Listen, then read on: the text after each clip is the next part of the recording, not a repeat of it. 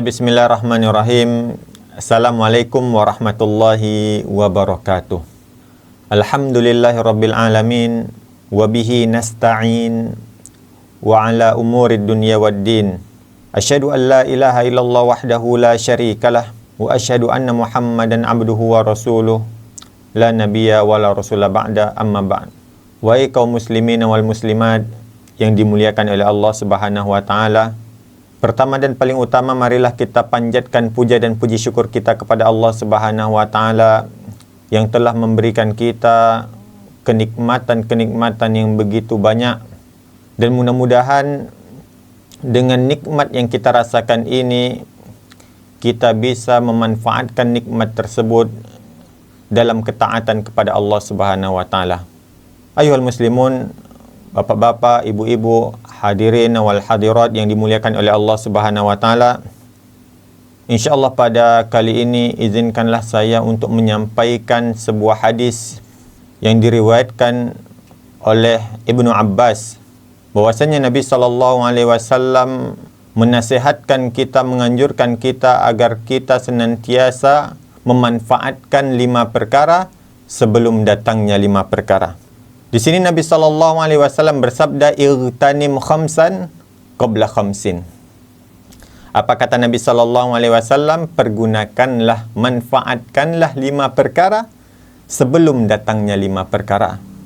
Apa yang pertama? Kata Nabi SAW, "Syababaka qabla haramik." Pergunakanlah masa mudamu sebelum datangnya masa tuamu. Selagi kita muda, maka pakailah masa muda kita untuk beribadah di jalan Allah Subhanahu wa taala, mentaati perintah Allah Subhanahu wa taala. Karena di masa muda, masa yang mana kita di puncak syahwah wal quwwah, di puncak kekuatan dan syahwat, banyak godaan yang akan menimpa kita.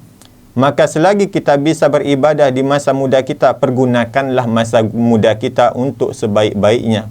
Pergunakanlah masa muda kita untuk beribadah di jalan Allah Subhanahu wa taala. Karena di hadis yang lain Nabi SAW mengatakan, "Sab'atun yuzilluhumullahu fi zillihi yawma la zilla illa zilluh."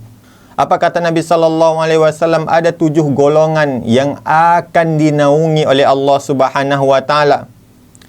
Mereka akan mendapatkan pertolongan dari Allah Subhanahu wa taala di hari kiamat yang tidak ada naungan, tidak ada pertolongan kecuali pertolongan dari Allah Subhanahu wa taala. Wa dzukira fihi madza, dan disebutkan di dalamnya syabun nasya'a bi ibadatillah.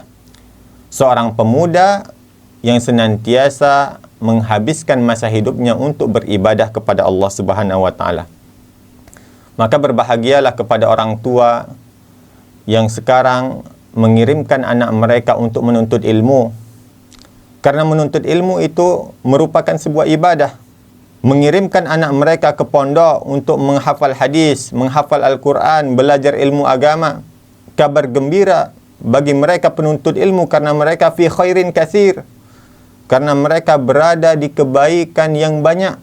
Sebagaimana Nabi SAW mengatakan, "Man salaka tariqan yaltamisu fihi ilma, sahalallahu lahu tariqan ila al-jannah." Barang siapa yang pergi keluar untuk menuntut ilmu, yang berjalan untuk menuntut ilmu, maka Allah permudahkan jalannya ke syurga. Ini yang pertama. Kemudian yang kedua, kata Nabi SAW, "Wasihataka qabla saqamik." Manfaatkanlah masa sehatmu sebelum datangnya masa sakitmu. Dan ingat, nikmat sehat adalah nikmat terbesar yang Allah berikan kepada kita. Betapa banyak orang yang terbaring di rumah sakit sana, mereka ingin sujud menghadap Allah Subhanahu wa taala. Berapa banyak orang yang berada di kursi roda, mereka ingin berdiri untuk menunaikan salat. Betapa banyak orang yang di luar sana, mereka sakit, buta, ingin membaca Al-Quran, tuli ingin mendengarkan Al-Quran, akan tetapi karena nikmat mereka telah dicabut, apa yang terjadi itu hanya andai-andai saja. Nah, sekarang kita yang telah Allah berikan kita kesehatan, maka pakailah nikmat sehatmu di dalam ketaatan kepada Allah Subhanahu wa taala. Yang mana nikmat sehat ini adalah nikmat yang paling mengecoh kita. Terkadang kita lalai olehnya. Apa kata Nabi SAW? Ni'matani maghbunun fihima katsirun minan nas. Ada dua nikmat yang mengecohkan manusia. Apa saja dua nikmat tersebut? As-sihah wal faragh. Yang pertama ialah nikmat sehat, dan yang kedua nikmat waktu luang, waktu kosong. Bapak-bapak dan ibu-ibu yang dimuliakan oleh Allah Subhanahu wa taala. Kemudian yang ketiga kata Nabi SAW, yang harus kita manfaatkan ialah wa ghinaka qabla faqrik. Masa jaya kita sebelum datangnya masa miskin kita. Ketika kita memiliki harta, gunakanlah di jalan Allah Subhanahu wa taala, berinfak di jalan Allah Subhanahu wa taala, niscaya infakmu itu tidak akan mengurangi hartamu. Karena Nabi SAW mengatakan, mana qasat shadaqatun min malin, sedekah itu tidak akan mengurangi hartamu. Di dalam sebuah surat, sebuah ayat, Allah Subhanahu wa taala berfirman, masalul ladzina yunfikuna amwalahum fi sabilillah. Perumpamaan orang-orang yang menyedekahkan, mengeluarkan hartanya fi sabilillah, kamasali habbatin ambatat sab'a sanabila fi kulli sumbulatin mi'atu habbah. Bagaikan apa? Masalul ladzina yunfikuna amwalahum fi sabilillah kamasali habbah, seperti seseorang yang menanam benih, satu benih.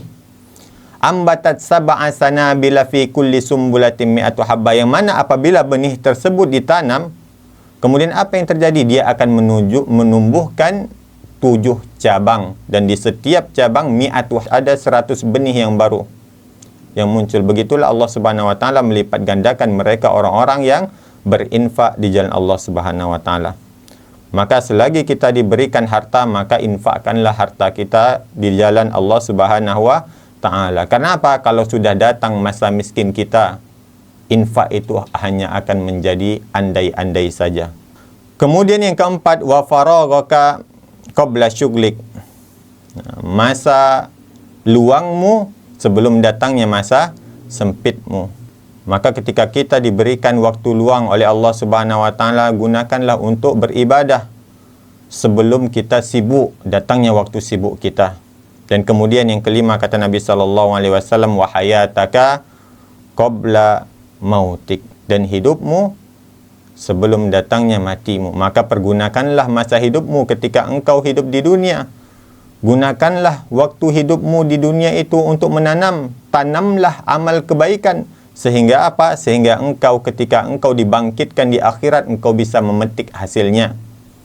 Karena apa kata Nabi SAW? Iza mata ibnu Adam in qata'a amaluhu illa min salas. Kalau anak Adam itu telah meninggal, kata Nabi SAW, maka terputuslah semua amalannya kecuali 3. Dan disebutkan apa?